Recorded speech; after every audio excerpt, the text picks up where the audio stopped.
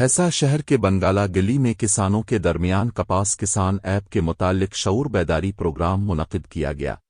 اے ای او سائی ناتھ نے کسانوں کو ایپ کے ذریعے کپاس فروخت کے عمل سے واقف کرایا اور فون نمبر کی درستگی یقینی بنانے کی ہدایت دی۔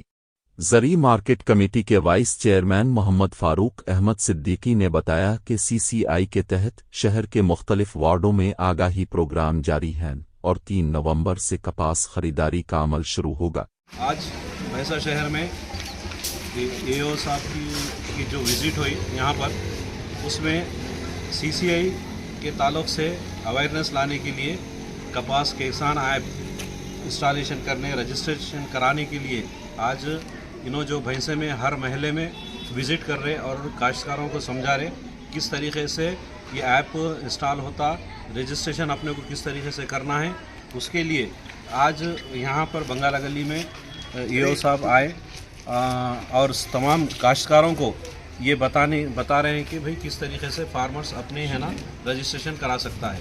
اور 3 تاریخ سے سی سی آئی کا اسٹارٹ ہو رہا ہے اور اسی تعلق سے ہم لوگ یہاں پر آئے ہوئے ہیں۔